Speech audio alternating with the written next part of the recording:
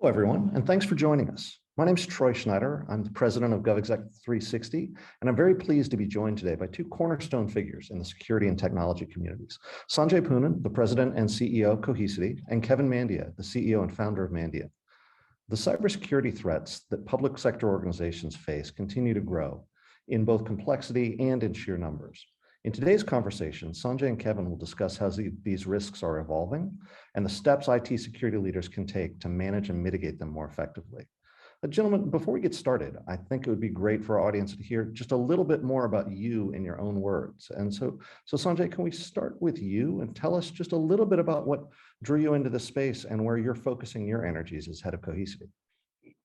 Thanks, Troy. I'm an immigrant to this country, came here at the age of 18 with very little in my pocket and a scholarship to go to Dartmouth College to study computer science. I had never been to the United States and just feel fortunate to be in this great country. And my first job in the Silicon Valley was at Apple. Went back to do my business school at Harvard and then sort of been in Silicon Valley ever since then. Mostly in areas of applications and infrastructure, but somehow I found myself in both SAP and VMware running the security businesses there, governance, risk, and compliance in the days of Sarbanes-Oxley at SAP, and that was a big shift to segregation of duty and things that were important to compliance in the early mid-2000s. And then later on at VMware, obviously great success with virtualization, but we also built a strong security business. And I find myself now here at the junction of sort of data, security, and cloud. And one of the first things I did, I've been at the company a little over 2 months, was I felt we really needed to add one of the world's prominent security gurus to our board. And one of the first calls I made to add somebody to our board was to Kevin Mandiant.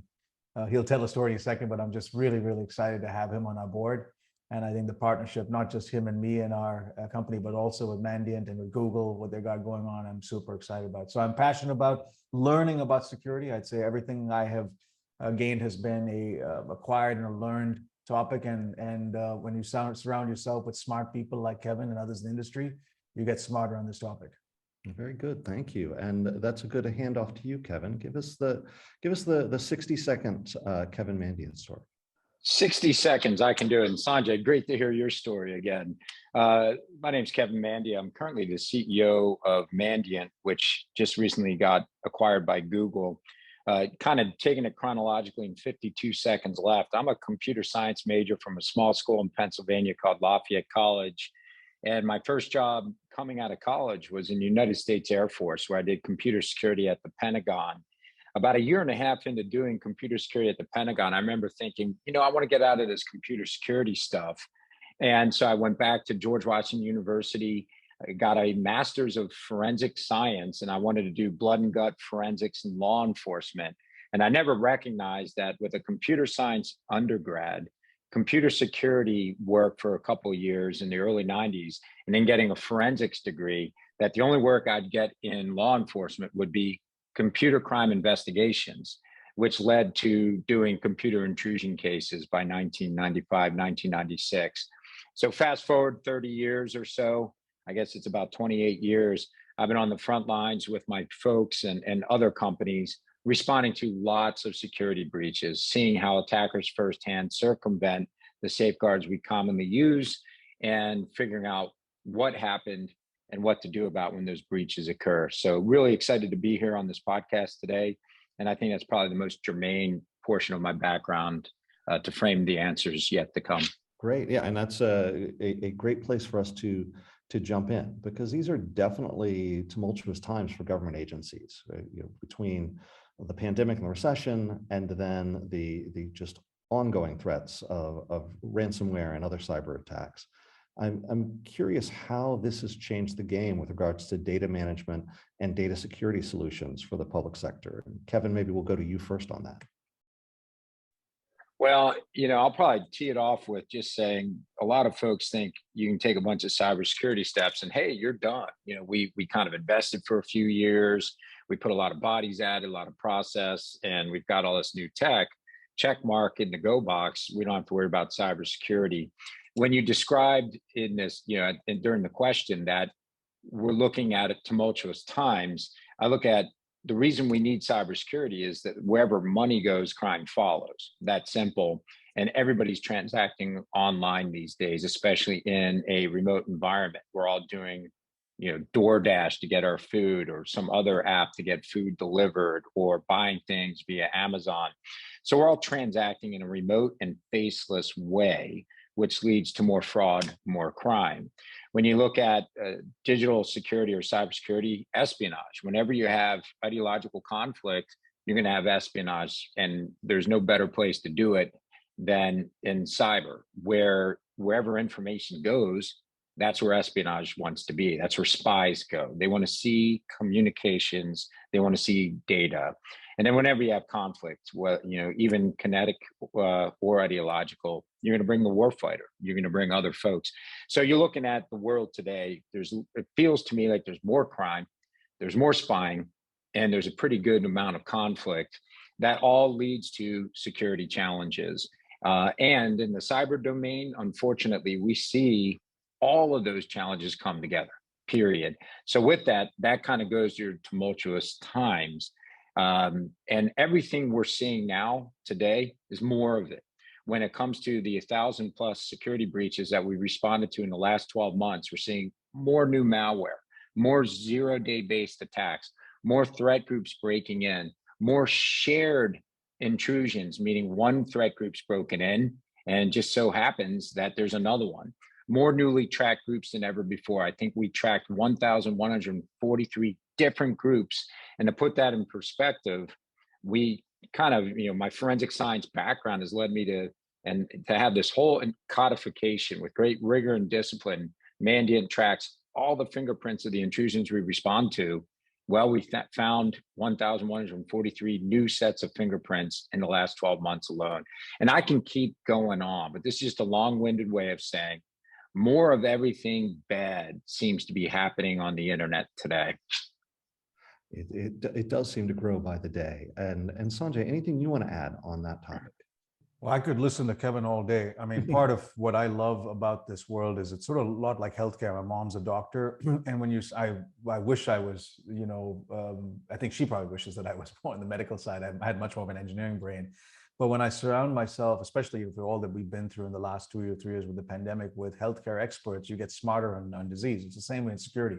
In some senses, this is may not be life and death, but it certainly has big economic outcomes when cyber criminals are trying to extort you and so on and so forth. So when you surround yourself with the smartest doctors of the world, like Kevin, I think it's water. And as it relates to this area of data management, data security, because I've seen other areas of security over my years, whether it was risk and controls at SAP or endpoint and network security and cloud security at VMware.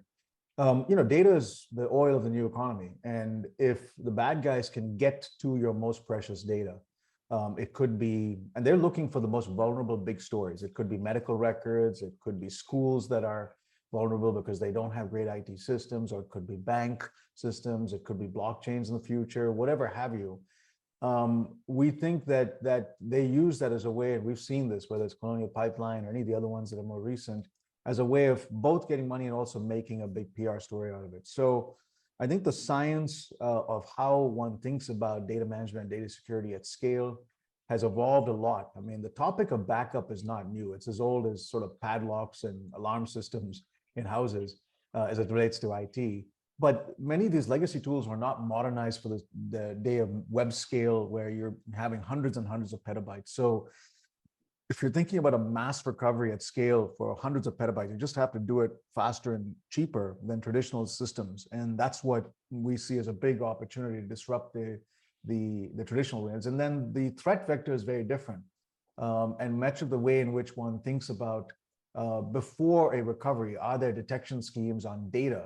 Much of that science has been applied to endpoints, to network firewalls, to cloud access security points. But there are ways in which some of that could be applied. And then I would say things like cyber vaulting, being able to do immutable backups, air gapped, much of that has evolved quite a bit today, where people are a lot more comfortable with those cyber vaults being in a cloud as opposed to just being on premise, which again changes the economics of it because cloud storage is getting cheap.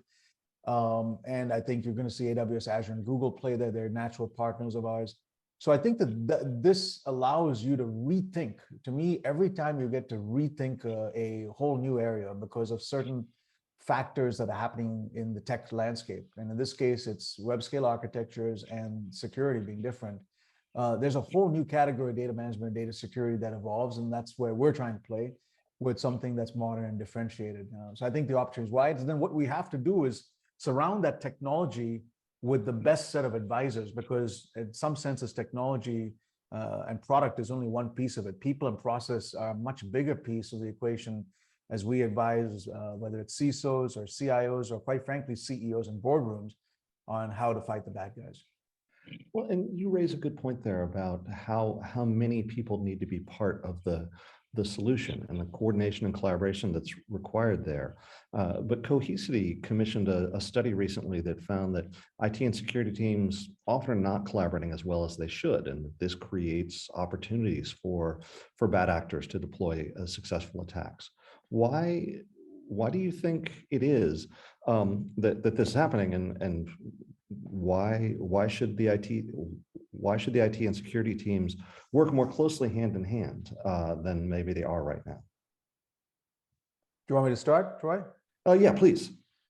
I think, listen, if you look at a traditional organization, it's usually built functionally. You know, the CEO, Kevin's the CEO, I'm a CEO, you have your functions, engineering, sales, marketing, finance. And inside IT, you've separated often infrastructure, applications, security. And sometimes over time, the CISO got really important that they were reporting directly to the CEO, sometimes to the CFO as a peer of the CIO. So inside the technology area of any company, there's often not been the collaboration that needs to be between the CIO and CISO, especially the CISO is not reporting to the CIO, or the CTO that owns infrastructure underneath the CIO. But I think, people are starting to realize that, listen, they have to collaborate. And often what we're finding is the CISO is now getting the budget because the boardrooms are really freaked out about possible attacks. And they're granting the CISO budget to go and solve something that the CTO, the IT folks who are owning infrastructure, may actually end up implementing, and they know they have to collaborate. So quite frankly, traditional IT infrastructure people may not be getting the budget, but they know the CISOs are.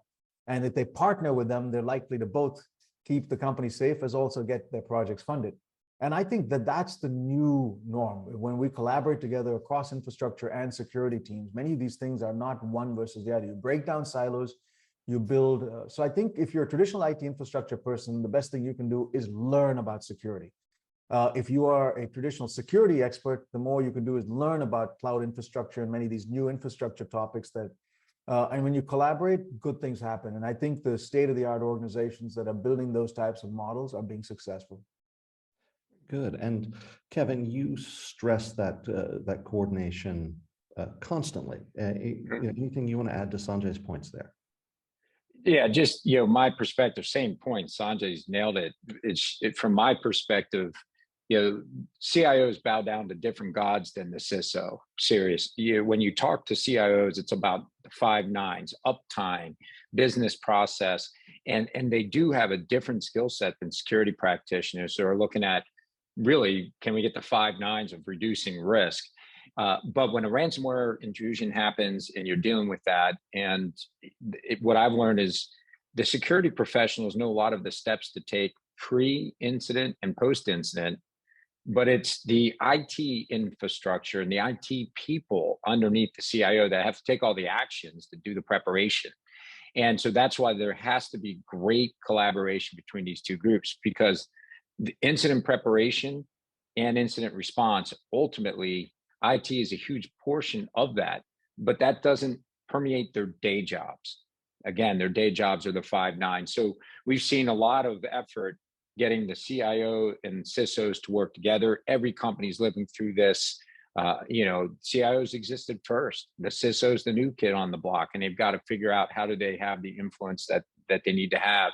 And it is coming, like Sanjay said, straight from the boards. The risk profile, CEOs get the risk, executive management gets the risk, and quite frankly, so do the CIOs. But there's also risk to not being first to market, not being fastest in your agility as a business to new offerings and simplicity for your consumers or end users. And a lot of times security is seen at odds with simplicity. But the long story made short, throughout my career, security professionals and IT are working better and better together and kind of being merged into over time, really one entity that's got to do both security as well as the IT operations. And to sort of turn back to Cohesity itself for a moment, Sanjay, you talked about bringing Kevin onto the board, but Cohesity also created a security advisory council recently that Kevin's part of. Can you talk a little bit about what drove those actions and what you're looking for as a result? Yeah, I mean, I think, like I said earlier, right, when you surround yourself with smart doctors, I mean, that's what the CDC was during the crisis. The smarter the doctors, you weren't trying to see one doctor outdoing the other in smartness. They were just collectively all trying to fight the disease.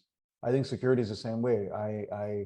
You know, Kevin Mandiant is on our board, but we wanted to kind of create a sort of a layer below that, an advisory board that Kevin would chair, but certainly was independent.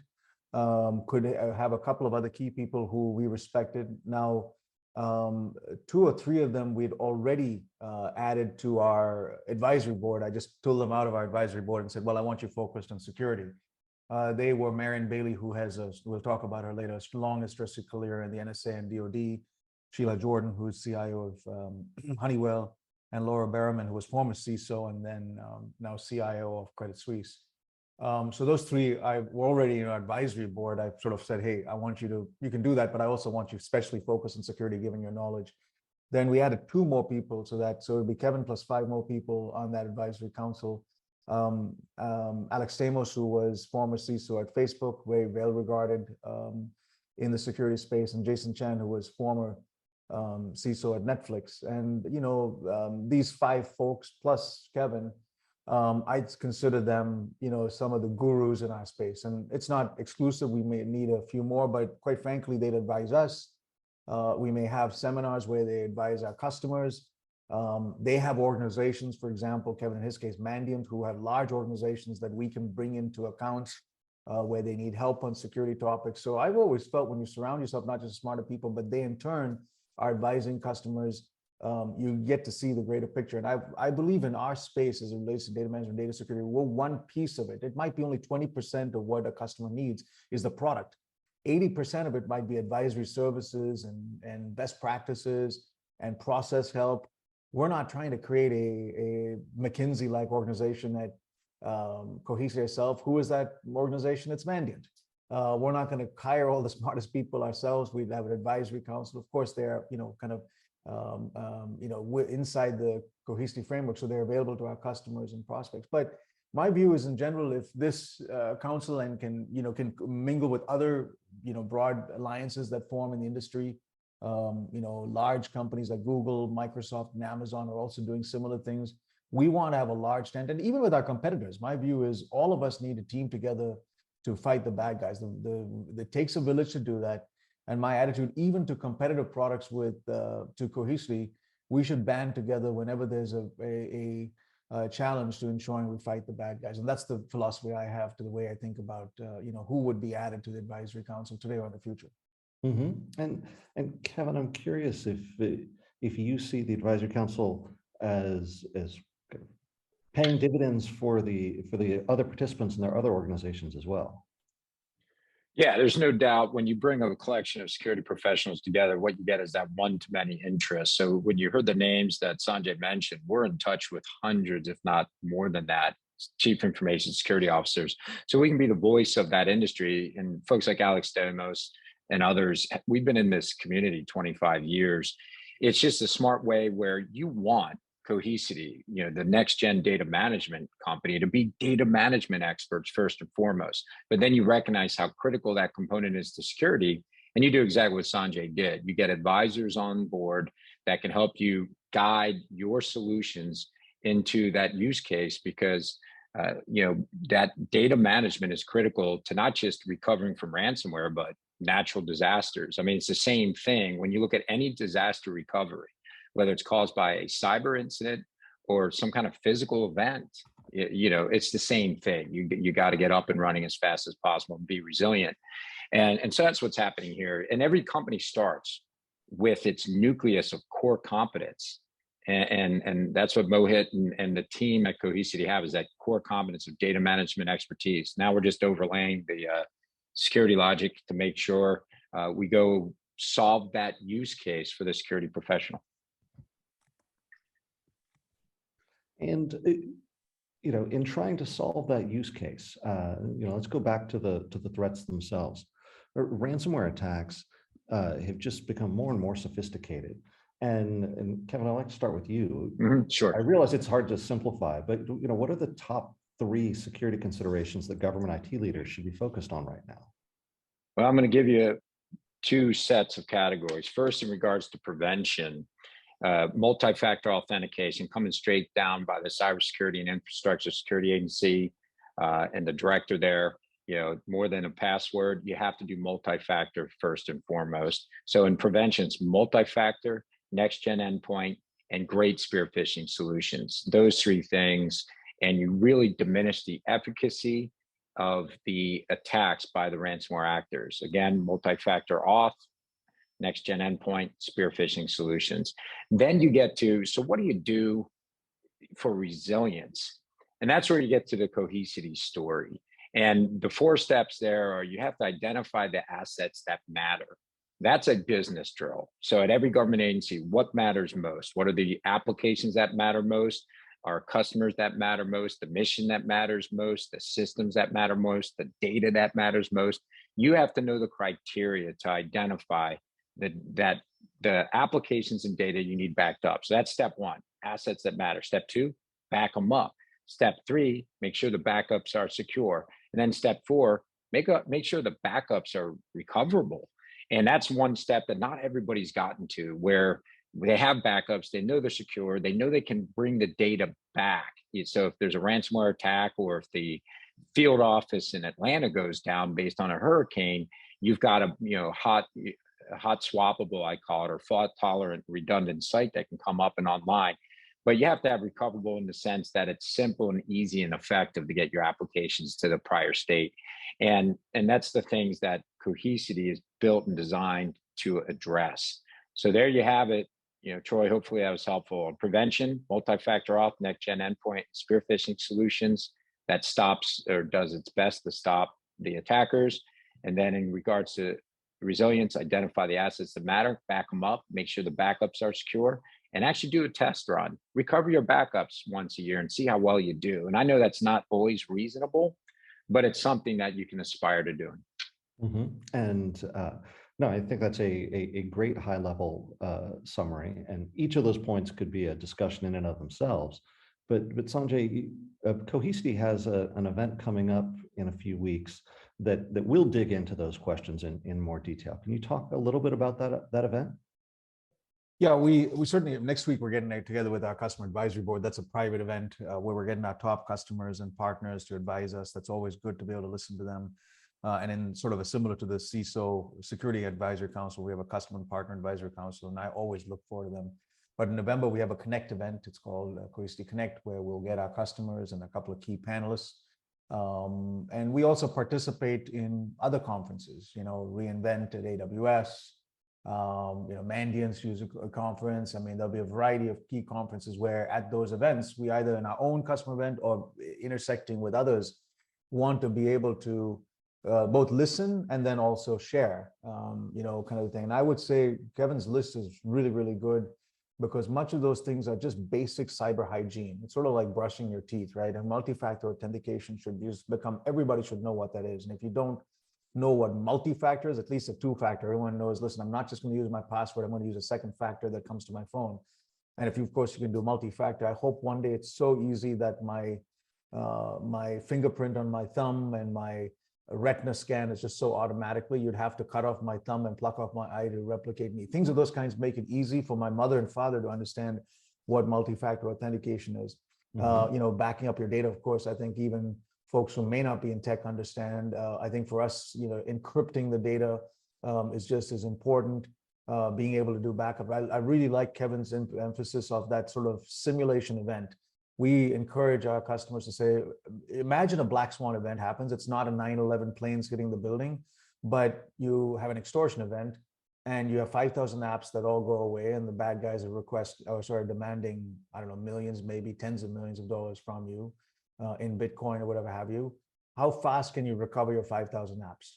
And how much of it have you cyber vaulted so you don't have to, you may still choose to pay the bad guys because you don't want them leaving an Easter egg or whatever have you. But let's just say you could ensure and you could tell your board all 5,000 of my apps will come back, these 100 in 1 hour, these 1,000 in 8 hours or a day, the remainder of 2,000 in a week, and the last 500, even if they come back in, whatever, a month, I don't really care about that because they're not as important. That simulation event, being able to do that is super important. That, and then sort of doing that tabletop exercises, many of the things that Mandiant does so well, the tabletop discussions with boards, and then red team simulations. These are all really important, things that it's just like a fire drill if you were simulating an earthquake. I mean, we go through that as we're planning. So for fire alarms and for earthquakes in San Francisco a lot, we have to build that into our ethos as companies so that if something happens, we are not caught by surprise. I mean, so often I find that they think it's not going to happen. And when it does happen, they're scrambling around to find their data, and they're back. They haven't done it. They find, okay, to get all the data, it's going to take us 6 months. We may as well pay the bad guys. So whether you choose to pay the bad people or not, guys, might be an ethical decision. We all have to think through as a society. But we've got, as a company, to provide the best platform, tooling, and of course, advisory services from people like Kevin and Mandiant to help our companies be able to recover data really fast. Mm-hmm. And then I think some of these things like cyber vaulting have become off age, where in the past, I don't think people felt at all comfortable with archived data in the cloud. But now, I mean, my photos are in Google. I feel very comfortable. A lot of the startups that run on Amazon. I think the notion of cyber vaulting in a cloud is come of age, and the clouds are making storage really cheap. They're making it extremely secure. If I was a small company, would I really want to implement on-premise infrastructure for some of this stuff when the cloud guys are making it so quick and easy? In some senses, the cloud might be safer than some of my own, on-prem infrastructure. So that's the way we think about the forces of where technology is headed in the future. Right. And I think we're going to have to leave it there. We're just about out of time. But for those that want to dig in more deeply, the Reconnect event is a virtual event and is open to all who are interested, correct? Yes, absolutely. Anybody can register. Just go to cohesity.com, register in. We want to get maximal. Some of us will probably be in a room, some subset of people, but we want to get as many. At some point, I think the world will come back to all in-person events. But even if we do that, we still will have virtual connection for everybody who wants to join. So come on, come one, come all. Very good. And that's it. People can go to cohesity.com/reconnect for that. But Sanjay and Kevin, thank you both for taking the time today out of your schedules to dig into this important topic. And I want to thank all of you who are listening for tuning in with us. I hope you found the discussion interesting and informative, and that we have a chance to continue this conversation in the very near future. Again, my name is Troy Schneider. Thank you very much and have a great day.